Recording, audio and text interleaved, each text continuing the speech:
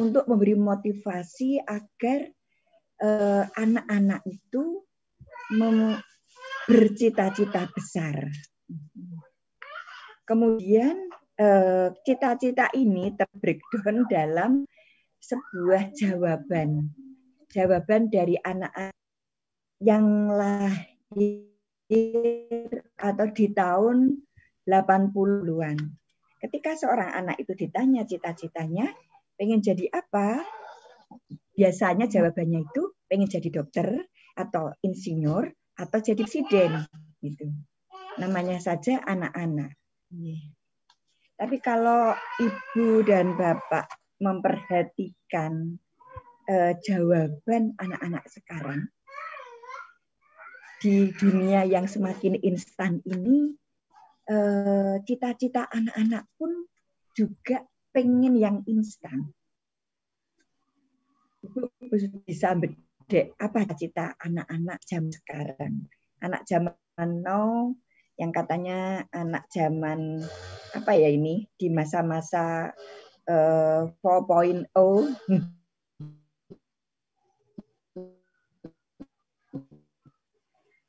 saya. Nah, kalau bicara cita-cita, kemudian kita ini sebagai seorang Muslim akan teringat pada senario dari Allah ketika Dia Allah itu hendak menciptakan kita manusia. Manusia pertama yaitu Nabi Adam itu disetting Allah akan dihidupkan, diberi tempat kedudukan mulia di muka bumi dengan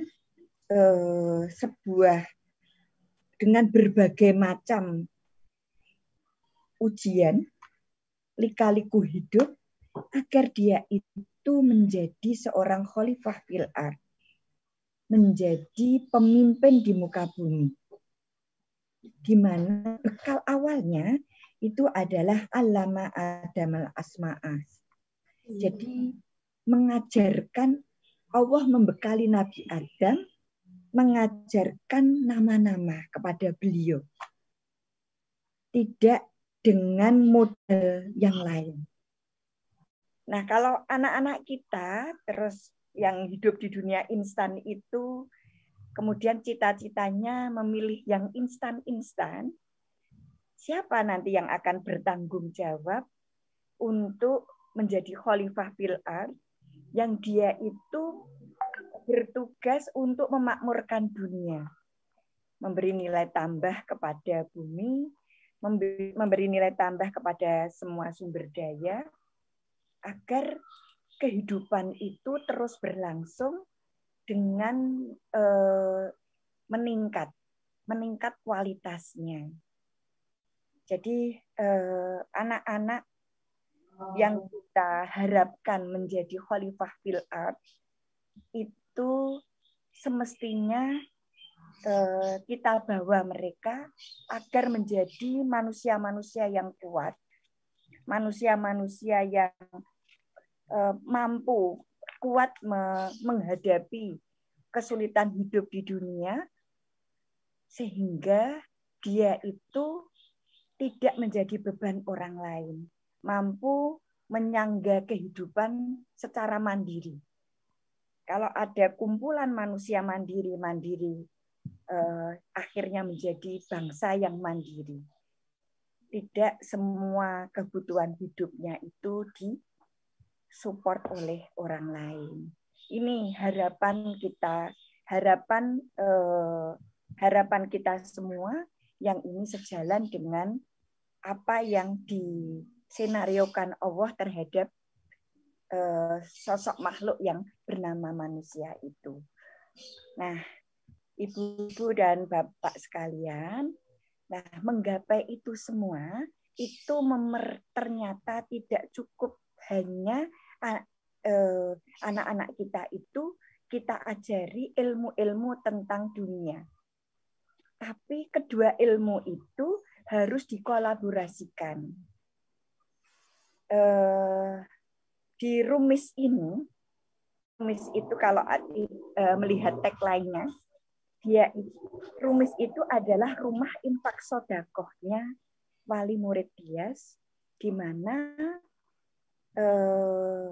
Rumis itu menjadi arena orang untuk beramal soleh, membiayai calon-calon ustadzah dan kader ulama. Kader ulama yang akan membersamai anak-anak kita di masa depan agar target sebagai seorang khalifah itu terus bisa dia jangkau dengan sekuat tenaga, dengan tidak merasa lemah, sekalipun berbagai macam halangan itu mendera dirinya, karena memang kenyataan hidup itu adalah penuh hidup di dalam surat Al-Balad itu dinyatakan bahwa hidup itu memang fikabat, penuh dengan kesulitan. Nah, monggo ibu-ibu dan bapak sekalian, secara teknis bagaimana kita membersamai anak-anak kita, itu akan kita bedah bersama dengan Ustadz Wijayanto. Kami, para ustadzah, insya Allah siap bekerja sama dengan dukungan para ulama, para kader ulama. Insya Allah kader ulama yang akan terus-menerus kita upayakan kehadirannya sampai kapanpun, sehingga keselamatan dunia dan akhirat itu bisa kita didapatkan oleh anak-anak kita. Demikian sepatah dua patah kata yang tersendat-sendat dari saya. Moga-moga ada manfaatnya. Jazakumullah kepada ibu-ibu Rumis yang telah menyiapkan waktu, menyiapkan segalanya untuk acara ini, juga mbak-mbak dan mas-mas dari BIC, dan wabil khusus tetangga sehalaman saya, yaitu Ustadz Wijayanto, yang selalu direpoti oleh anak-anak. Tapi kerepotan yang menyenangkan, toh Pak? Assalamualaikum warahmatullahi wabarakatuh. Waalaikumsalam warahmatullahi wabarakatuh.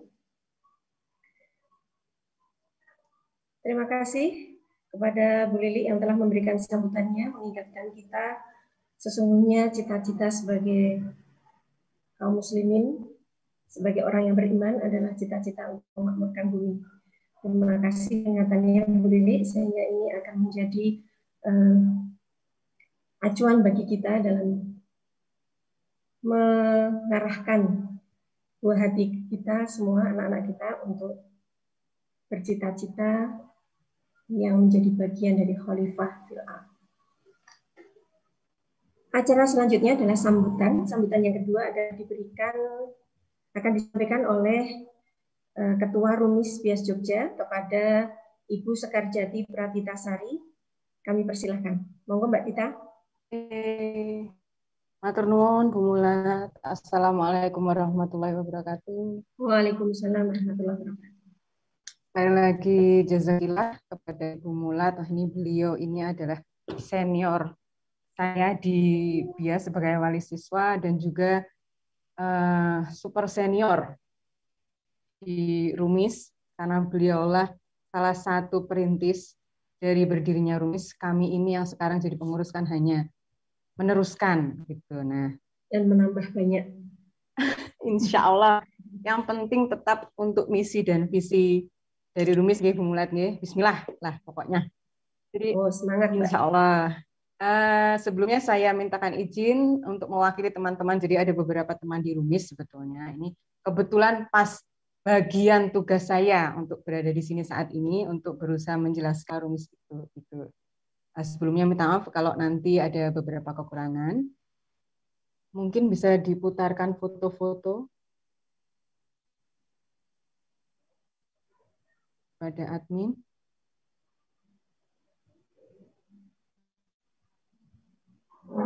Gangguan, nggih?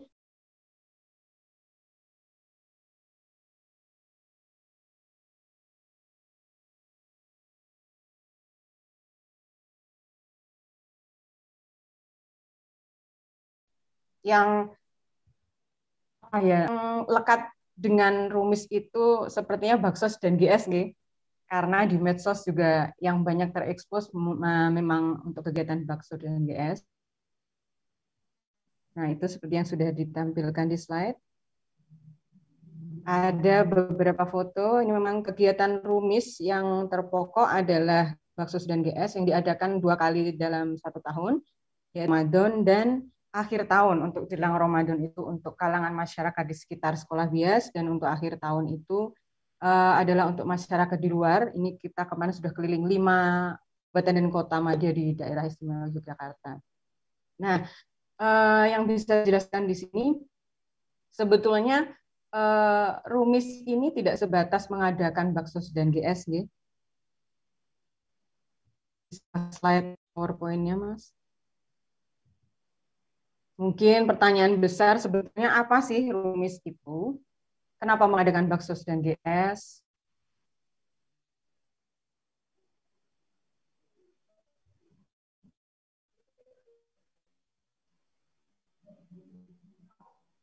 Ada kendala nih sepertinya. Saja Mbak Tita. Oke, jadi apakah Rumis itu kelewatan? Untuk Rumis sebetulnya kita itu sesuai dengan judul webinar, membersamai buah hati, meraih cita-cita. Alhamdulillah anak-anak kita bisa menempuh pendidikan yang baik selama ini, sedangkan di luaran sana banyak yang membutuhkan dan menginginkan memperoleh pendidikan yang bagus, terpentok atau terbatas pada masalah dana atau biaya. Nah, disinilah Rumis menempatkan diri memberikan beasiswa kepada anak-anak yang membutuhkan untuk bersekolah. Nah, siapa saja yang dibiayai oleh Rumis?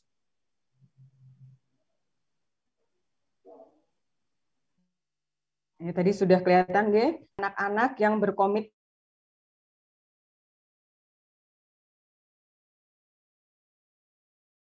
menjadi adalah karena selama ini kita sudah banyak tahu untuk banyak bidang kita mempunyai banyak orang dan tempat untuk berguru, sementara untuk agama yang justru menjadi pegangan hidup kita itu kan masih sedikit sekali minatnya, seperti yang tadi diutarakan oleh Bu Lilis. Bu Lili, Direktur Bias, bahwa kebanyakan cita-cita anak-anak itu cita-cita sesuatu yang instan gitu. Padahal untuk menjadi khalifah fil art tentu saja kita mesti belajar agama yang banyak, dan minatnya tentu saja ternyata tidak banyak. Padahal terutama berpijak pada salah satu tanda akhir zaman bahwa Allah tidak akan mencabut ilmu kita kecuali dengan mewafatkan ulama-ulama, seperti yang akhir-akhir ini Bapak dan Ibu mengerti sedang terjadi. Beberapa ulama kesayangan kita wafat atau meninggal dunia. Nah, dari sinilah Rumis kemudian menetapkan misi mencetak kader ulama warasatul anbiya atau penerus nabi dengan memfasilitasi anak-anak yang berkomitmen mendalami ilmu agama dengan memberikan beasiswa. Alhamdulillah sampai saat ini Rumis telah bisa memberikan beasiswa kepada santri madrasah tingkat sanawiyah dan aliyah di Muwahhidun dan juga di Staid, yang nantinya insya Allah bisa kita lanjutkan atau bisa berkelanjutan ke program S1, S2, atau bahkan S3 untuk Universitas Diniyah Setara Madinah insya Allah. Nah, untuk mewujudkan atau menjaga keberlangsungan beasiswa ini tentunya Rumis membutuhkan bantuan dari banyak pihak tentu saja, terutama dari Bapak Ibu sekalian dalam menyediakan. Dan untuk keberlangsungan beasiswa ini, di samping mengadakan kegiatan Baksos dan GS, Rumis menyediakan beberapa alternatif penuaian atau penyaluran infak dan sodakoh dari Bapak dan Ibu sekalian. Mungkin bisa diputar ini untuk beasiswa. Sudah nggak tadi? Jadi, oke, terima kasih. Di samping Baksos dan GS, tentu saja ada donatur, alhamdulillah per bulan ada saja donatur khusus atau tatap yang menyalurkan dana infak dan wakaf beliau-beliau ke Rumis, alhamdulillah. Kemudian Rumis juga menyediakan alternatif jalan bagi Bapak dan Ibu dalam bentuk voucher 20.000 dan 25.000 ini. Jadi biasanya kalau kita atau BIAS terutama mengadakan acara-acara ada meja Rumis, biasanya kita menyediakan voucher bagi yang mau berinfak dan bersedekah, bisa membeli voucher ini sejumlah yang sudah ada tertera. Kemudian ada juga proposal anak asuh. Jadi anak-anak yang ini kita bisa kita ajukan proposal kepada Bapak Ibu pendana. Bisa Bapak Ibu pendana atau Bapak Ibu sekalian bisa menjadi orang tua asuh bagi anak-anak ini. Kemudian ada lagi bagi hasil pemasaran usaha rekanan dari Rumis atau bisa dikatakan pre-marketing, ada beberapa rekanan yang sudah bergabung bersama dengan Rumis. Mungkin bisa slide-nya, next slide. Sudah ada rekanan usaha, diantaranya Yasmin Catering, kemudian Baby O's, dan ada klinik bangunan. Untuk mengakses usaha rekanan ini bisa langsung ke nomor yang nanti akan tertera. Ini nge-lag lagi, saya langsung aja. Nanti mungkin bisa ditayangkan. Kemudian ada lagi program atau alternatif penyaluran infak dan sedekah dari Rumis berupa wakaf beasiswa infak. Nah, ini menarik juga. Mungkin Ibu bisa memilih jalan ini untuk menginfakkan dan mensedekahkan. Untuk wakaf ini cukup Bapak Ibu mewakafkan uang senilai 1 juta atau kelipatannya kepada Rumis. Dana ini yang terhimpun akan diinvestasikan oleh Rumis dalam bentuk deposito di BMT. Kemudian yang menjadi infak pasif dari Bapak dan Ibu sekalian adalah bagi hasilnya saja dari deposito ini. Jadi kan ada untuk wakaf ini didepositokan. Nah, dari deposito ini kan ada bagi hasil. Bagi hasil tersebut yang akan menjadi infak pasif Bapak dan Ibu sekalian. Keuntungannya wakafnya itu jelas abadi, pahalanya akan berkelanjutan.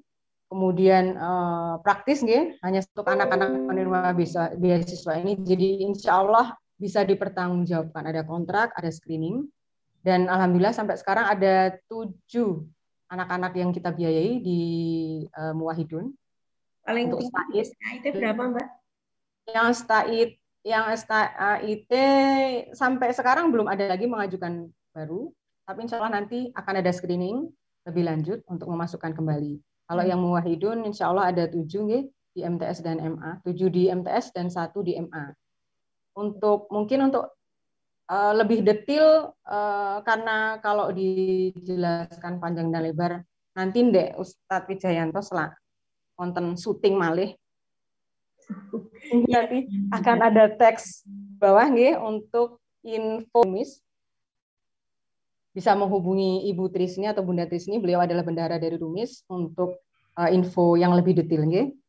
Kemudian ada juga barangkali ada yang sekarang mau ini aja lah infak sekarang. Boleh nanti insya Allah dari Mas Admin atau Mbak Admin akan menayangkan di teks berjalan ada nomor rekening dari Rumis yang bisa diakses oleh Bapak dan Ibu sekalian. Itu aja mungkin Bu Mulat. Mungkin Bu Mulat ini sebagai perintis dari Rumis bisa menambahkan sesuatu gitu. Ya. Untuk sambutannya, terima kasih. Ya, pada Bu Tita, atas sambutan dan pengenalan kegiatan-kegiatan Rumis yang fokus pada upaya melangsungkan pendidikan bagi calon ustadz-ustadzah dan kader ulama warasatul anbiya. Saya belum salam Bu Mulat. Matur nuwun sekali lagi pada kesempatannya. Wassalamualaikum warahmatullahi wabarakatuh. Waalaikumsalam warahmatullahi wabarakatuh. Terima kasih kepada Mbak Tita atas pemaparan dari beberapa alternatif penunaian infak sedekah yang bisa kita jadikan pilihan-pilihan sehingga kita bisa mengembangkan banyak amal sholih, terutama untuk mendukung program Rumis ini, yaitu program beasiswa calon ustadz-ustadzah dan kader ulama warasatul anbiya. Ini layak mendapatkan prioritas. Mengapa demikian? Karena Apa yang menjadi fokus Rumis itu adalah salah satu jawaban dari kebutuhan kita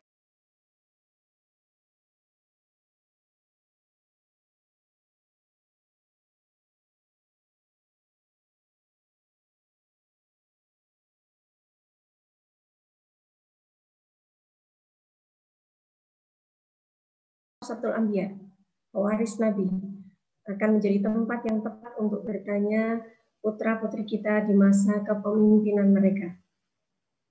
Maka marilah kita sambut beberapa yang dipaparkan oleh Mbak Tita itu dengan dukungan yang bisa beraneka ragam tadi. Baiklah Bapak Ibu sekalian, sebelum kita masuk ke acara inti, maka akan saya sampaikan beberapa hal terkait dengan webinar kita, karena webinar ini sebenarnya dipersembahkan oleh Rumis Bias Jogja untuk kita semua agar kita bisa bersinergi dalam mewujudkan khalifah fil ard seperti yang di awal tadi disampaikan oleh beliau Bu Lili. Jadi ada ustadz, ustadzah, kemudian ada ulama Satul Anbiya yang mengawal terus mereka. Maka sebelum masuk ke acara ini, sampaikan beberapa hal, yaitu yang pertama, setiap orang tua pastilah menginginkan yang terbaik bagi putra-putrinya. Setiap upaya akan dilakukan untuk mewujudkannya. Namun, sering kita dapati perbedaan yang sangat tajam antara harapan orang tua dan cita-cita anak.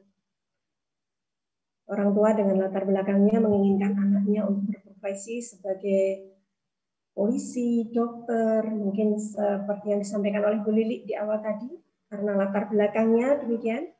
Kemudian anak-anak yang berkembang dalam kehidupan saat ini yang sangat berbeda jauh dengan orang tuanya, mempunyai cita-cita yang tidak ada di zamannya, tidak ada di zaman orang tua itu. Jadi mereka kadang ditanya ingin menjadi jurnalis, kemudian ada yang ingin jadi YouTuber. Nah, dalam keadaan seperti ini, sering sekali akan terjadi maksud baik orang tua tidak dipahami baik oleh anak. Justru ketika orang tuanya mengarahkan kepada suatu hal, maka anaknya merasa seperti ditarik ke belakang, sehingga cita-citanya semakin jauh.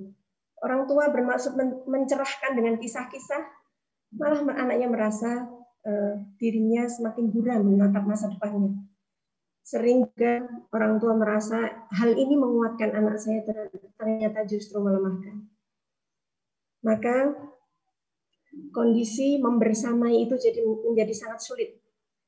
Untuk itulah maka marilah kita simak dengan seksama apa yang akan disampaikan oleh narasumber kita siang hari ini, Ustadz terkenal ya, Ustadz terkenal, asing lagi bagi kita semua dengan segudang ilmu dan pengalamannya.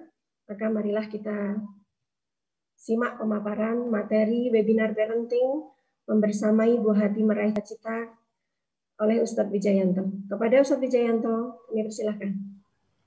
Terima kasih Bu Mulat. Bismillahirrahmanirrahim. Assalamualaikum warahmatullahi wabarakatuh. Waalaikumsalam. Standar biasanya saya cek audio dulu, cek tes asam urat, gula darah, kolesterol, trigliserid, semuanya bagus? Bagus. Kalau bagus tinggal cek yang kedua, cek saldo tabungan, cek saldo, cek kuota gimana? Oke. Alhamdulillah hari ini Allah apresiasi kita dengan cara apa? Dengan kita ada silaturahmi, kita menuntut ilmu, surga dikaitkan dengan silaturahmi, surga dikaitkan dengan menuntut ilmu. Bahkan surga juga dikaitkan dengan bagaimana sambungnya hati di antara kita. Maka ini alhamdulillah, karena di saat pandemi seperti ini, sebelum kita bahas banyak, karena kenyataannya sekarang semua orang mengalami stres. Apakah stres itu jelek? Tentu itu akan menjadi jelek kalau itu menjadi distres. Itu stres yang negatif. Di mana kita merasa tertekan, kita merasa ada sesuatu yang menghambat kemajuan kita. Maka itu jadi distres.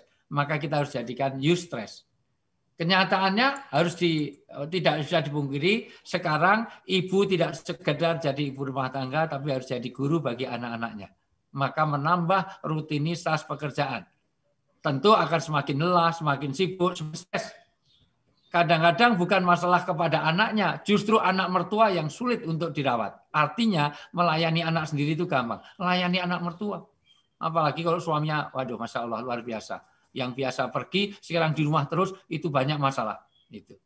Nah, artinya ini. Kita sendiri punya masalah dengan lockdown ini. Saya lihat wali-wali siswa bias ini pertumbuhannya melebar, menyampai luar biasa ini.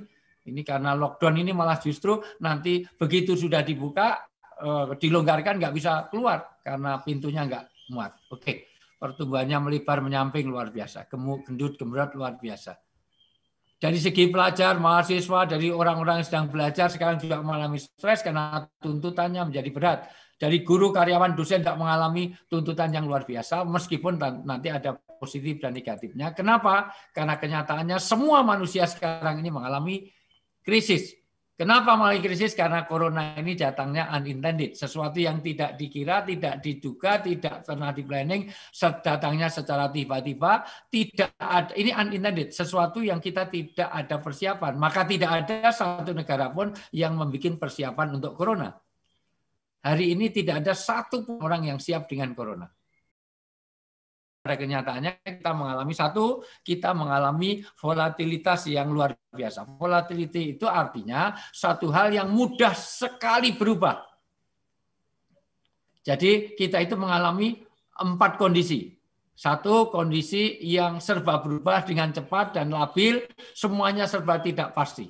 Yang kedua, uncertainty. Artinya ketidakpastian ini karena semua orang mengalami tidak pasti apakah tahun depan di BIAS sudah bisa tatap muka, itu jadi masalah.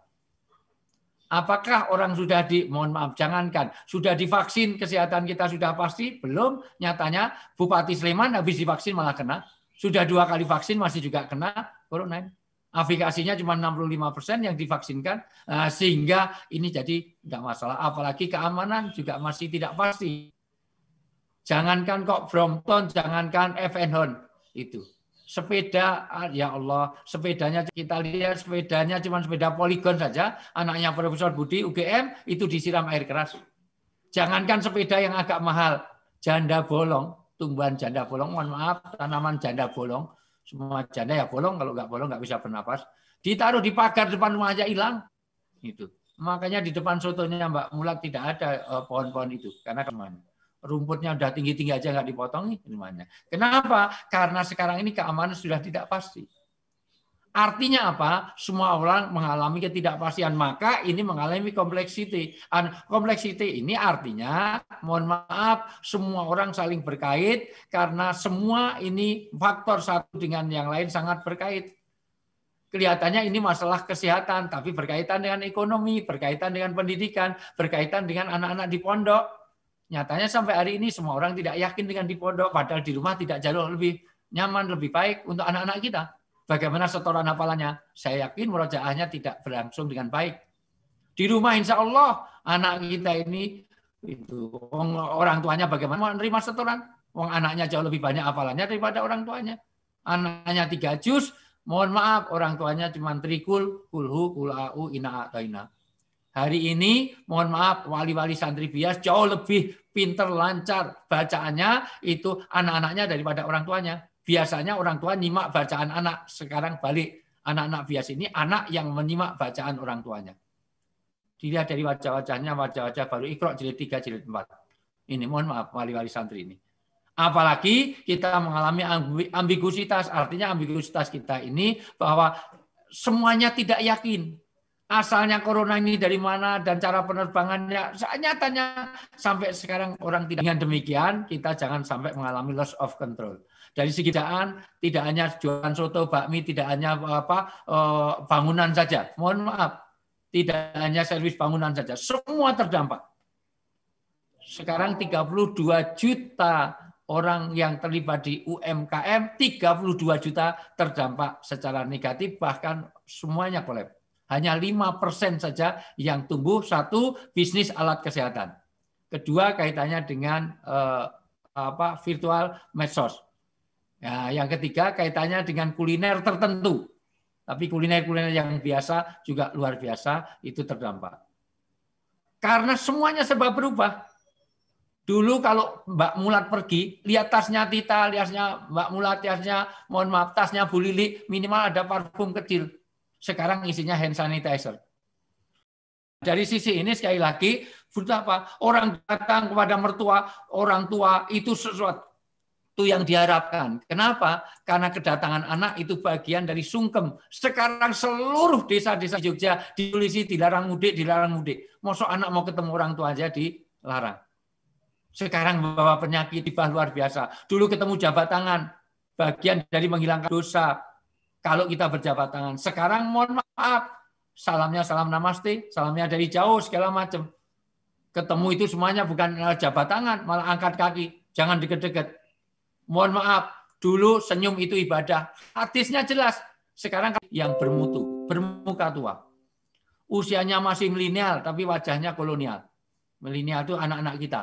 Kalau Bu Lili, Bu Mulat itu sebenarnya sudah kolonial. Dari wajah jelas sudah kelihatan. Usianya masih usia di bawah, jauh di bawah kita. Tetapi wajahnya sudah wajah MPP. MPP itu mati pelan-pelan. Udah pensiunan wajahnya. Di sini ada beberapa ini. Usianya masih muda-muda. Masih punya anak kecil gitu. Tapi wajahnya wajah pensiunan. Ada 1, 2, 3, 4. Nanti saya tunjukkan. Wajah-wajah yang bermutu. Bermuka tua. Tidak hanya itu. Nanti orang yang seperti ini mudah strain. Strain adalah ketegangan, kalau berkumpul jadi stres. Stres berkumpul jadi stroke, stroke berkumpul jadi stop. Kalau sudah stop, billahi taufik walhidayah, cepat mati. Maka kenapa orang pengen panjang usianya? Suruh silaturahim. Salah satunya dengan Zoom meeting seperti ini, Anda tidak tahu adrenalin kita disehatkan dengan luar biasa. Maka orang yang biasa bergaul, ini jauh dari orang yang gila. Maka hati-hati kalau anak kita introvert, punya masalah ngurung sendiri kamar mandi, punya masalah diem di kuburan gitu. Sotonya nggak laku langsung diem di pojokan sebentar lagi dan orang itu. Nah, maka hati-hati dengan seperti ini. Dari sisi ini maka jangan sampai kita mengalami cabin fever. Artinya kita mengalami demam cabin. Karena dengan demikian mohon maaf, kenapa Rasulullah mengatakan la taghdab walakal jannah? Karena orang yang marah itu jauh dari suasana surga. Maka orang yang menghindari kemarahan dengan cara banyak bergaul, ada taklim, apalagi kita menuntut ilmu seperti ini. Menuntut ilmu seperti ini dalam keadaan perang saja nggak boleh dihentikan kok. Bu Mulat ada Quran, tolong saya dibacakan surat At-Taubah ayat 122. At-Taubah 122. Dalam keadaan perang saja nggak boleh kajian itu berhenti. Maka rumis itu nggak ada alasan untuk berhenti karena pandemi. Entah dengan virtual, entah itu. Kajian itu jalan terus, walau dengan virtual, yang penting protokol kesehatan di ini. Dan insya Allah selama ini belum ada ditemukan penularan COVID-19 lewat Zoom. COVID-19 tidak ada menular dari Zoom, itu tidak ada. Itu. At-Taubah 122, langsung terjemahannya aja. Ya. Dalam kondisi perang saja tidak boleh kajian itu berhenti. Pengajian itu nggak berhenti, padahal perang. Ya. Dan tidak sepatutnya orang-orang mukmin itu semuanya pergi ke medan perang. Mengapa sebagian dari setiap golongan di antara mereka tidak pergi untuk memperdalam pengetahuan agama mereka dan untuk memberi peringatan kepada kaumnya apabila mereka telah kembali, agar mereka menjaga dirinya. Demikian, Ustaz. Ayat ini turun berkaitan dengan Madinah mau diserang musuh. Karena mau diperang perang itu musuh yang datang itu sekutu, orang-orang kafir Quraisy di Mekah datang untuk nyerang bersama memprovokasi orang Yahudi Nasrani, bahkan mengajak orang munafik untuk menyerang orang Muslim di Madinah. Maka seluruh orang Madinah keluar. Di tengah pemuda-pemuda keluar, maka turun ayat ini. Nggak boleh, semuanya perang itu nggak boleh. Harus ada sebagian yang ikut kajian, sebagian yang harus bikin pengajian untuk memberi beritahu orang yang pulang dari perang atau yang ditinggal. Maka khairun nas, sebaik-baik manusia. Atau wa mayuridillahu bihi khairan yufaqihu fiddin. Orang yang baik di hadapan Allah itu hanya satu, kalau dia paham agama. Maka mempelajari agama, inilah jalan kebaikan kita. Ini luar biasa. Makanya ini begitu saya dikasih tahu untuk saya semangat untuk ilmu aja kok, semangat. Nah, karena apa? Inilah orang ini. Inilah yang dikatakan syahid. Nah, maka Bapak Ibu yang saya sampaikan, Ibu Bunda-bunda solihah semuanya, apa kaitan ini? Kenapa saya tekankan? Rumis jangan setahun sekali. Ini harus diadakan terus. Karena dengan begini ini nanti akan bertambah pengetahuan kita mengenai agama, kita menuju jalan surgawi. Surga dikaitkan dengan silaturahmi, 2 surga dikaitkan dengan menuntut ilmu. Bahkan orang jalan surgawi tidak hanya perang, tapi menuntut ilmu juga jalan surgawi. Begitu dalam surat At-Taubah ayat 122.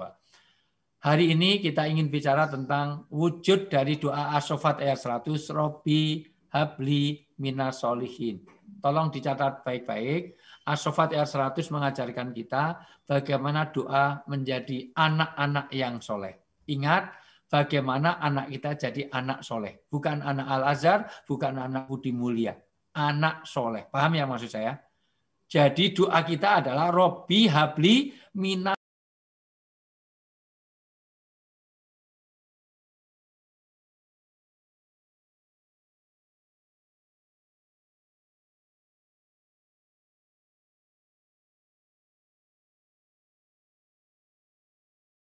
pemimpin akan dimintai pertanggungjawaban atas kepemimpinan kita. Sumayunabiukum bima kuntum ta'malun. Ibu-ibu ini pemimpin. Bapak-bapak ini pemimpin. Apalagi ibu adalah madrasah. Al-umum madrasatil ula wa madrasatil aulad. Ibu itu adalah sekolah yang utama dan pertama bagi anaknya. Kalau ibu sekolah bagaimana bapaknya? Sebelum lanjut, bapak adalah kepala sekolahnya. Jadi kalau ibu itu sekolahnya, kepala sekolahnya bapaknya. Maka kalau bapak nggak pernah ngajari anak, itu bukan bapak. Sebagaimana seorang yang beli bola, ngaku pemain bola. Itu bukan pemain bola. Kalau cuma punya bola, bukan pemain bola kalau nggak memainkan. Dia itu kepala sekolah. Oh, tapi kerjaan rumah semua saya kerjakan. Betulin keran, nyambung listrik. Itu bukan kepala sekolah. Itu penjaga sekolah. Itu. Nah, bapak harus jadi kepala sekolah. Artinya mendidik. Apalagi seorang ibu. Maka kenapa ibu harus paham agama? Karena nanti diminta pertanggungjawaban atas harta dan anak-anak yang dididiknya. Kalau ibunya lolok tulalit O2N on, itu mohon maaf, maka bagaimana dengan anaknya? Maka diupdate terus. Minimal kalau wali santri bias bisa bedakan WC duduk dengan WC jongkok. Itu. Jangan sampai WC-nya duduk, di bias itu bikin WC duduk, masih ada cap sepatunya. Bukan siswanya, ternyata wali santri. Jongkok di atas, orang bilangnya di pinggir sungai. Rumahnya dekat dengan stadion sana, masuk lagi di pedesaan sana. Itu rumahnya masih banyak ayam, banyak itu. Itu rumahnya Tita, itu Masya Allah. Nah, dari sisi ini, masuk nggak bisa bedakan duduk WC jongkok. Minimal ibu harus di-upgrade. Jangan sampai nanti anak minta internet, ya mama dipasang internet. Sudah saya chat, itu internet. Masuk ibu nggak bisa bedakan. Maka cita-cita anak akan tercapai, kita bimbing kalau dari sini. Ya. Al-Ankabut 45. Utlu ma'ufiya ilaika minal kitabi wa aqimus shalah. Bacalah apa yang telah diwahyukan kepadamu, yaitu kitab Al-Quran, dan dirikanlah sholat. Sesungguhnya sholat itu mencegah dari perbuatan-perbuatan keji dan mungkar. Sesungguhnya mengingat Allah adalah lebih besar keutamaannya dari ibadah-ibadah yang lain. Dan Allah mengetahui apa yang kamu kerjakan. Ada 4 poin sebetulnya ayat ini. Ayat ini pertama tentang membaca Quran. Tapi orang tua bias kalau ingin mengantarkan anak, kewajiban terhadap Al-Quran itu ada 5. Jadi Quran itu semua orang Islam punya 5 kewajiban. 1, membaca. Tapi kalau hanya membaca, sebagaimana di bulan Ramadan semua orang membaca terus hanya dapat hadiah, tapi nggak dapat hidayah. Mohon maaf, dapat hadiah, pahalanya banyak, tapi nggak dapat hidayah. Karena Quran bukan sekedar untuk dibaca. Maka yang kedua, memahami, ikut tafsir, mohon maaf, setiap hari Sabtu pagi. Ustadznya diambil dari Mesir. Gratis dikasih makan, sudah. Itu semuanya. Maka ikut kajian. Karena kita tidak cukup hanya membaca. Kita harus memahami. Yang ketiga, menghafalkan. Maka kenapa ayat mengenai baca Quran didahulukan daripada sholat? Karena tidak mungkin kita bisa sholat dengan sempurna dan sah kalau nggak baca Quran. Minimal harus baca Al-Fatihah, minimal harus hafal ayat-ayat pendek. Karena itu syarat sahnya sholat. Maka bacalah Quran. Utlu, bukan hanya ikro. Yang ketiga, mohon maaf. Yang keempat, mohon maaf, kita meyakini dan mengamalkan. Membaca, memahami, kemudian menghafal, dan yang ketiga adalah meyakini dan mengamalkan. Yang keempat, menyampaikan kepada, yang kelima, menyampaikan orang lain. Maka kalau hari ini kita belajar, lain kali kita harus jadi pembelajar. Artinya khairukum man ta'allamal Qur'an wa 'allama. Di situ ada wawu, wawunya atof, maka nggak boleh diputus. Kamu belajar dan mengajarkan Al-Quran. Maka kalau sekarang Anda belajar, tahun depan semuanya harus jadi ustadzah semuanya. Ustadzah Mulat, Ustadzah Tita, Ustadzah Fitri, Ustadzah Novia, Ustadzah Nurul, Ustadzah Dwi, Ustadzah Galuh, Ustadzah Dani, Ustadzah Yanti, Ustadzah Pandu, Ustadzah Inung. Semuanya harus jadi ustadzah. Karena kita tidak cukup banyak belajar. Setan itu jahat dan mengajak orang lain berbuat jahat. Maka Anda tidak cukup jadi orang baik. Anda harus jadi baik dan mengajak orang lain berbuat baik. Baru sama dengan setan. Makanya nanti tidak hanya ngajak menjadi qudwah, menjadi uswah, menjadi agent of change. Anda indah, tapi asal dia datang itu jadi rusak suasana. Berarti Anda tidak menjadi pribadi yang pesona. Wah, rumah itu, wah sebenarnya kalau mama nggak ada itu aman, tentram. Begitu ada mama sudah kotor, bau, ini ada makanan cepat dihabisin. Ngapa? Kalau nggak dihabisin nanti mama datang pasti habisin. Mama itu makannya banyak, tidurnya petang, ngorok, ngentutan, ngileran, ngantuan. Mulai lemu terus, anggaran yang panganan, sikat, man, sikat. Berarti ibu tidak menjadi pribadi yang mesra. Ini jadi momok keluarga kita. Pastikan semua orang. Tiba-tiba pengen orang wakaf aja ngasih. Kok buru-buru banyak orang yang bisa diserai. Tapi ada orang wakaf. Bu Lili, ini baru saja ada orang mau wakaf lagi, Bu Lili. Tapi jangan buru-buru kita terima semua. Yang ada aja belum dikerjain dengan baik, Bu. Itu. Alhamdulillah saya terus-menerus ada saja orang mau ngasih tanah. Ini ada wakaf 2.900, Bu, di Bantul. Itu sawah. Itu. Tapi belum saya terima. Saya lihat dulu yang ini aja belum dikerjain sama Bu Lili. Masih ditinggalin terus ya ini.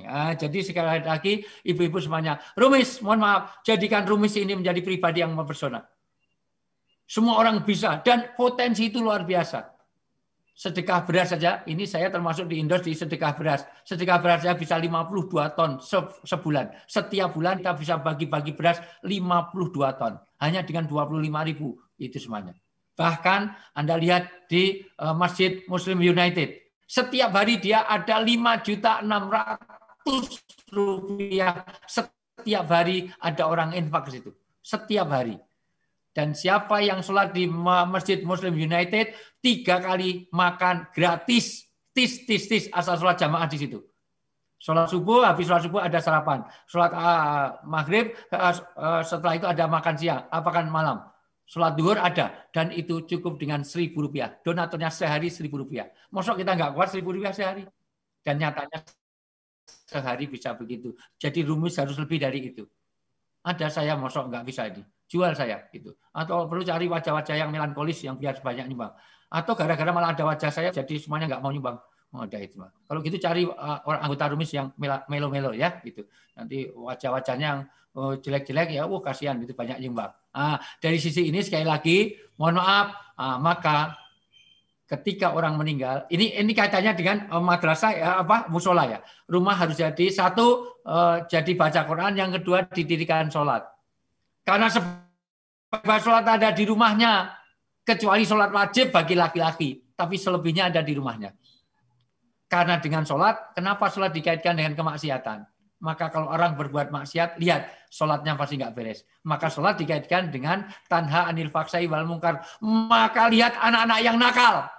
Kalau ada anak yang nakal, pasti sholat 5 waktunya nggak terjaga. Pasti nggak pernah diajak ke masjid. Maka kenapa anak itu kita titipkan? Kenapa bias ini bikin pesantren, Ibu? Karena dengan pesantren itu, mohon maaf, Ibu tidak sadar bahwa ada banyak keuntungan ibu menjadi tenang dalam bekerja. Dan itu tidak bisa dilakukan kalau kita tidak ditaruh di boarding. Kenapa anak harus di pesantren? Satu, orang tua itu menjadi tenang dengan mencari nafkah karena sudah di boarding. Nggak peduli, pasti akan terdidik baik. 2, anak itu sholat 5 waktunya pasti terjaga. Nggak mungkin di pesantren nggak sholat. Kalau di rumah belum tentu, Bu. Subuhnya aja hilang-hilang. Itu semuanya. Karena bapak ibunya aja hilang, apalagi anaknya. Yang ketiga, pasti baca Quran setiap hari. Pasti baca Quran. Yang keempat, amalan-amalan sunnah pasti ada di dalam pesantren. Yang keenam, mohon maaf, pengaruh pergaulan bebas, tidak ada orang yang dihamili di dalam itu semuanya. Enggak ada orang yang hamil di luar nikah di pesantren bias. Insya Allah enggak ada. Dan pasti yang berikutnya tidak ada narkoba. Jangankan narkoba, ngerokok aja enggak ada. Bahkan tidak ada pengaruh buruk dari TV karena memang tidak ada TV. Belum lagi kedisiplinannya, belum lagi cara hidup sederhana. Dan selalu ibu tidak sadar. Setiap hari ibu-ibu didoakan sama anaknya. Dan itu tidak terjadi di rumah. Tanya anak-anak yang di rumah. Tidak pernah dia mendoakan orang tuanya. Maka kenapa boarding ini kita tekankan? Dan ini namanya mengawal anak menjadi cita-citanya. Supaya jadi anak yang soleh. Karena setiap orang mati hanya 3 yang ditinggalkan. 1, apa Bu Melat? Ini kajian terus nggak ada. Ya, apa pertama? Ilmu yang bermanfaat. Ilmu yang bermanfaat, maka anak harus disekolahkan, dibias yang memberi manfaat. Karena ilmu yang lain itu tidak bisa memberi manfaat kecuali ilmu yang kaitan dengan kemanfaatan orang lain. 2, Amal jariah. Amal jariah. Maka rumis didirikan. Itu. Nah, kalau ada orang yang memperhatikan rumis, itu nanti walaupun sudah mati, dia masih. Yang ketiga, Anak soleh. Anak yang soleh. Anak yang soleh ditambah yang mendoakan. Kenapa? Karena tidak mungkin dia mendoakan kalau dia tidak soleh. Ini juga melihatkan bagaimana hubungan anak kepada orang tua. Kenapa judul yang diminta, mohon maaf, itu bagaimana mengantar buah hati. Karena anak adalah buah hati. Nah, ini kembali kepada judul. Sampai Nabi mensabdakan, setiap orang beriman itu, mohon maaf, setiap pohon itu ada buahnya. Dan buah dari pernikahan adalah anak-anak yang soleh. Maka untuk itulah hari ini kita ingin menjadikan anak kita 1, kalau bisa anak jadi qurrata ayun. 1. Oke, saya selesaikan dulu tadi fungsi rumah. 1, menjadi maskanah. 2, menjadi musola. Tempat didirikannya ibadah. Maka kalau ada anak bias masuk rumah nggak pakai salam, suruh keluar. Ini rumah apa kandang ayam? Ya rumah. Kalau rumah, salam. Di rumah kok mau makan kok, mohon maaf, tidak doa. Gimana doa mau makan? Kita. Mohon maaf, doa mau makan. Allahumma ini, a'udzubika minal khubusi wal khobaith. Allahumma barik lana fima razaqtana. Allahumma barik lana itu kalau mau ke WC ya di depan kloset Allahumma barik lana. Kalau mau belajar buku disiapkan, bukunya siapkan terus bismika Allahumma ahya wa bismika amut. Masyaallah. Kalau bapaknya lama nggak pulang-pulang, begitu Pak Ludah doa kelihatan dari jauh karena besar jadi kelihatan. Begitu lihat bapaknya, doanya gimana? Summum bukmun yum fahum layar jiun. Masya Allah, luar biasa. Ini tahu benar Pak enggak? Kenapa? Karena rumah harus jadi musola, tempat ibadah. Yang ketiga, rumah harus menjadi madrasah. Maka inilah karena nanti anak itu kalau tidak baik, yang diminta pertanggungjawaban bukan gurunya, bukan Bu Lili, tapi orang tuanya. Maka anak jadi Yahudi, Nasrani, Majusi, Dharma Gandul, Uka-Uka, Gentayangan, Uji Nyali, Gadoloco, sangat tergantung orang tuanya. Orang tuanya lah yang jadi Yahudian atau Nasronian. Jadi Yahudi atau Nasrani. Maka orang tua punya tugas luar biasa. Ampun bagi mereka, bermusyawarahlah dengan mereka dalam urusan itu. Kemudian apabila kamu telah membulatkan tekad, maka bertawakallah kepada Allah. Sesungguhnya Allah menyukai orang-orang yang bertawakal kepadanya. Jadi ayat ini bicara tentang bagaimana kita harus bersikap lemah lembut kepada anak. Jangan bersifat kasar, karena kekasaran itu, mohon maaf, membuat dia tidak dapat hidayah. Alhamdulillah di seluruh jaringan bias, semua tidak boleh langsung menyebut nama. Harus ada mas, ada mbak, ada dik. Kalau sekolah di lain silahkan, tapi sekolah di bias harus ada itu. Tidak boleh langsung nama, harus mbak, dik, mas, dari cara bagaimana bersikap dengan baik. Seluruh jaringan bias. Mohon maaf, nanti walau ke Cilacap, Bu Iin, saya akan cek di sana. Kalau ada anak memanggil langsung namanya, itu sudah gagal. Langsung jangan boleh. Dia ada term of reference. Artinya dia mas, bu, mas, dik, kak, semuanya harus ada. Karena itu bagian dari cara panggil untuk ada kehormatan. Lemah lembut. Saya bukan apa-apa. Saya juga bukan orang yang terbaik, enggak. Tapi alhamdulillah dengan cara begitu anak nanti mudah nurut. Anak saya, mohon maaf, istri saya udah 3 anaknya. 20 tahun anak saya itu belum pernah satu pun saya bentak, belum pernah. Tapi nurut. Kenapa? Karena sudah dari awal. Ini enggak soleh, ini soleh. Mau makan tangan kiri ini enggak soleh. Makan berdiri ini enggak soleh. Udah tahu. Tapi kalau enggak dibiasakan, mohon maaf. Dipukul saja masih menghindar. Enggak kena, menang aku. Ya, sudah biasa, kurang ajar. Saya itu ada anak bilang, kasihan deh lu, tak tampar dia itu. Masa orang tuanya dikasihan deh lu. Lulu siapa? Memang kamu itu. Kamu tahu nggak dulu? Kamu itu, ya lu sakit saya berdoa, ya Allah, yang sakit saya saja biar anak saya sehat. Tapi ada anak yang menggantikan orang tuanya. 6 kali saya ini, mohon maaf. Udah itu dulu aja. Karena nanti kita bicara tentang bagaimana anak ini, mohon maaf, ku angfusakum wa alaikum naro ini implikasinya banyak. Bagaimana mendidik anak menjadi profil pribadi. Karena anak itu, mohon maaf, awalnya semua anak itu pasti apa kata ibu. Itu apa kata ibu, apa kata ibu. Jadi referensinya adalah ibu. Tapi kalau udah mulai 7 tahun, apa kata bu guru? Apa kata ustadzah? Oh, kata ustadzah begini. Kata ustadzah begini. Tapi nanti kalau udah mulai 13 tahunan, Bu, jangan heran. Anak selalu referensinya teman. Maka kenapa suruh di boarding? Kata teman saya, kata teman saya. Tapi kalau udah mulai 20-an tahun, apa kata saya? Egonya muncul. Tapi kalau udah usia bumulat, mohon maaf, apa kata Tuhan, apa kata Allah sajalah pokoknya. Apa kata agama gitu saja, sudah semuanya ngikut pada agama. Pertama apa kata mama, apa kata bapak, yang kedua apa kata ibu, yang kedua apa kata guru, maka pentingnya mencari sekolah yang kira-kira yang disampaikan adalah menjadi referensinya. Apa kata teman saya? Kalau sudah dewasa gini, mohon ada mahasiswa, menurut saya nggak mau diatur. Mau milih jurusan, mau apa saja dah. Mahasiswa mau skripsi, mau apa segala macam. Apa teman saya? Udah jadi dokter aja, belum tentu dia mau praktek dokter. Anaknya Bu Lili. Artinya apa? Dia sudah memberikan keputusan diri. Tetapi ingat, nanti kalau sudah seusia Bu Lili, itu yang penting adalah yang terbaik menurut Allah. Gitu aja.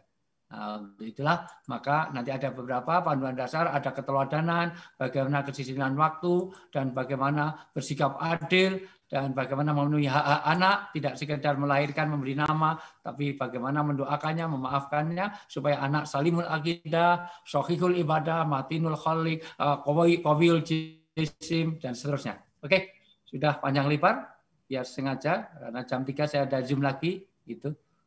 Silakan nanti kurang 1, Ustaz. Ya, yang terakhir sebagai maulid.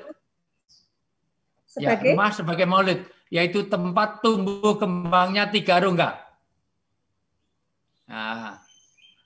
Maulid itu artinya tempat tumbuhnya 3 rongga. 1 rongga perut, yaitu sandang, pangan, papan, kesehatan. Yang ketiga, rongga kepala, yaitu pendidikan. Yang ketiga adalah rongga dada. Termasuk di dalamnya adalah dia sehat jasmani. Maka tugas ibu juga mengenalkan budaya. Menghormati orang itu cara Islam, tapi cara menghormatinya sesuai budayanya masing-masing. Di Arab ikan jenggot, tapi jangan dilakukan di nitian. Ketemu Bapak Ebi, kabari Pak, Ibu kabari nggak boleh, karena itu caranya berbeda. Nah itu budaya. Tapi menghormatinya adalah nilai Islam. Sengaja saya begitu, biar nanti dialognya di lain kali saja. Gitu. Ya, karena jam 3 saya dengan kedokteran UII. Ya. Sedangkan pernik-pernik hal-hal teknis yang berbeda yang sering membuat bertengkar itu atau bertengkar atau berbeda pendapat, bersilang pendapat itu harus kita minimalkan. Sehingga pendidikan dalam keluarga yang diisyaratkan di dalam surat Al-Imran ayat 159 tadi bisa betul-betul kita terapkan dalam keluarga kita dengan lemah lembut dan mendoakannya tidak saja ketika mereka sudah melakukan hal-hal yang tidak berkenan di kita, tapi justru pada saat kondisi baik-baik saja, sehingga fungsi dari rumah akan betul-betul mencapai 4 hal yang disampaikan di dalam surat An-Naml tadi, yakni menjadi maskanah, musola, madrasah, dan tempat tumbuhnya 3 rongga disebut maulid, tumbuhnya jasad, kemudian tempat bertumbuhnya akal dan pikiran, serta rongga dada. Ya, kurang lebihnya demikian. Jadi mungkin akan ada sesi berikutnya lagi parenting yang akan diselenggarakan. Kita harapkan ada lagi, ya, Mbak Tita. Rumis biasa mengadakan parenting kembali, sehingga akan semakin banyak ilmu yang bermanfaat yang kita peroleh. Karena ini tadi masih dalam tataran cuplikan-cuplikan dan perlu didalami lagi sehingga betul-betul bisa kita aplikasikan. Karena ini tadi masih dalam tataran yang umum sekali. Kemudian ketika kita mengalami masalah-masalah yang sifatnya teknis, kita agak kesulitan belum memperoleh jawaban pada kesempatan webinar saat ini. Mohon maaf, saya izin dulu ya Bu Mulat. Saya mau ke masjid. Serius Ibu, intinya begini. Ini memang semuanya masih ke shortcutnya dulu. Jadi kapan-kapan akan saya breakdown satu persatu poin itu.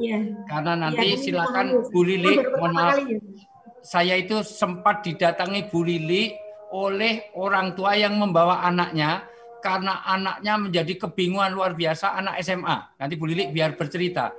Karena anaknya itu jadi kayak paranoid, semuanya serba salah. Jadi nggak mau lihat orang sama sekali. Padahal di sekolah negeri yang masalah orang tuanya kaya, tapi semuanya salah. Bapaknya salah, ibunya dianggap salah. Lihat wanita nggak mau karena itu akan jadi dosa besar. Dan orang tuanya kebingungan karena anak ini sudah menjadi kayak, nanti biar Bu Lili cerita. Saya suruh ngadepi Bu Lili sampai gimana anak sampai seperti itu. Serius datang di rumah dalam keadaan orang tuanya bingung ini. Anak ini nggak mau. Jangankan kok lihat TV, Bu. Lihat orang lewat aja, wah itu penuh maksiat kalau kita lihat itu. Jadi paranoidnya luar biasa. Padahal di usia SMA. Nah, kalau anak juga seperti itu kan jadi malah. Belum lagi yang kena narkoba yang lain-lain. Ini dulu saya suruh ngadep Bu Lili, ini biar Bu Lili nanti cerita. Saya pamit dulu ya. Mohon maaf. Ada satu kalimat untuk closing, Ustaz. Innamatun soruna watur zakuna watur hamuna bido'afaikum. Berkah rezeki keluarga kita, kasih sayang Allah di dalam keluarga kita, dan pertolongan Allah kepada keluarga kita akan ada kalau kita peduli kepada rumis. Karena ini infak, sedekah, zakat, nanti akan ada keberkahan di rumah tangga, akan ada kasih sayang, ada pertolongan Allah di rumah kita kalau kita peduli kepada orang yang tidak mampu di antara kita. Maka sukses untuk rumis, jangan hanya ikut Zoom, tapi transfernya harus jelas. Assalamualaikum warahmatullahi wabarakatuh.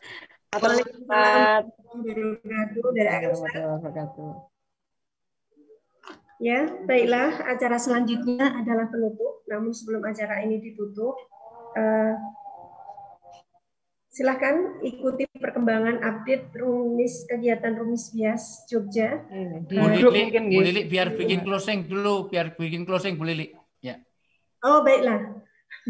Mohon maaf, di London tidak ada, Ustaz. Jadi, kepada Bu Lili, karena waktunya juga sangat mepet, Ustaz tidak bisa membuat closing statement-nya, maka saya persilakan kepada Bu Lili Indriati, Bu Haja Lili Indriati untuk menyampaikan closing-nya, Bu. Ini saya sekarang pindah di TK, jadi harus nutup. Ya, Bu. Ya, lagi di TK. Bisa dengar ya, Bu? Ya, sakit, Bu. Jadi satu, bahwa itu di dunia ini Allah itu memberi posisi yang sangat tinggi.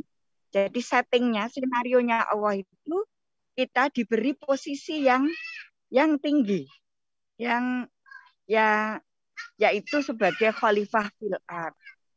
Nah, sudah diberi rambu-rambu. Rambu-rambunya apa? Bahwa kehidupan yang akan kita jalani itu nanti itu memang berat. Beratnya itu bisa dari dua arah, dari dalam diri kita sendiri. Kita itu punya nafsu yang kecenderungannya itulah ammaratum bisu. Dari luar itu setan bergentayangan. Baik dia itu berwujud minal jinnati wan nas.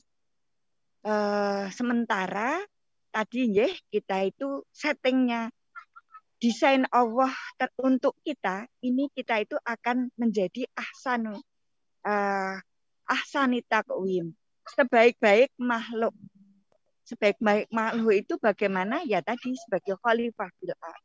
Maka kita semua, apapun profesi kita, posisi kita, itu harus berani hidup bersusah payah. Kalau coro Jawanya itu rekoso, itu harus wani rekoso.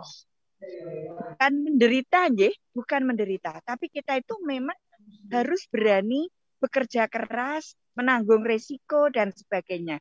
Itu adalah sunatullah. Maka bagaimana kita mempersiapkan anak-anak kita untuk survive hidup, Allah itu sudah memberikan jalurnya. Apa itu? Yaitu Al-Quran, yang dia itu Al-Quran ini adalah tali yang diulurkan Allah dari langit. Maka kita mulai, tadi sudah disampaikan Ustaz Wijayanto, kita pelajari Al-Quran dengan sungguh-sungguh, kita pegang dia, insya Allah hidupan kita akan selamat. Demikian Bu Mulat, matur nuwun. Nggih.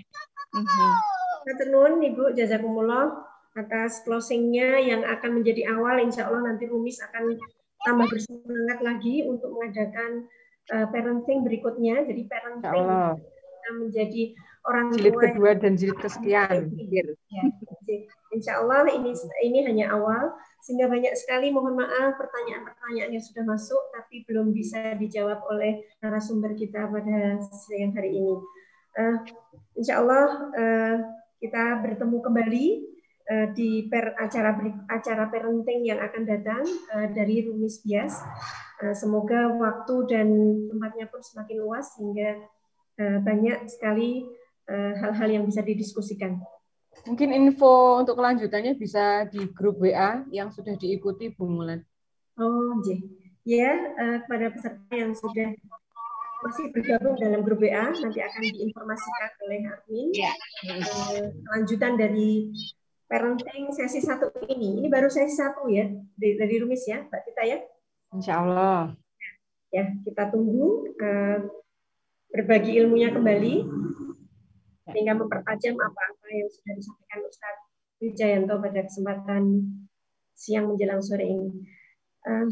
Baiklah, mohon maaf karena waktunya memang sangat terbatas dan sudah melebihi dari jam yang saya sampaikan. Maka marilah kita menginjak acara yang terakhir, yaitu penutup. Namun sebelum acara ini ditutup, saya mohon keikhlasannya untuk memaafkan apa-apa yang kurang berkenan dari apa yang saya sampaikan, karena saya yang banyak bicara, speaker tidak dimatikan, jadi saya banyak salah tentunya. Jadi mohon maaf yang sebesar-besarnya kepada para peserta webinar siang hari ini. Maka marilah kita tutup acara ini bersama-sama dengan hamdalah dan doa kafaratul majelis. Alhamdulillahirabbil alamin. Subhanakallahumma wa bihamdika asyhadu an la ilaha illa anta astaghfiruka wa atubu ilaik. Semoga Allah Mbak dan memberikan ilmu yang bermanfaat, kefahaman dan kemampuan untuk mengamalkannya dan menularkannya kepada orang lain. Oke, saya tutup dengan salam. Sama sebelumnya, oh ya, ada pesan dari Rumis bahwa ini kegiatan-kegiatan Rumis bisa diikuti melalui Instagram @rumisbias dan @sekolahbias. Monggo untuk update-nya silahkan diikuti. Saya akhiri webinar siang hari ini dengan Assalamualaikum warahmatullahi wabarakatuh. Waalaikumsalam warahmatullahi wabarakatuh.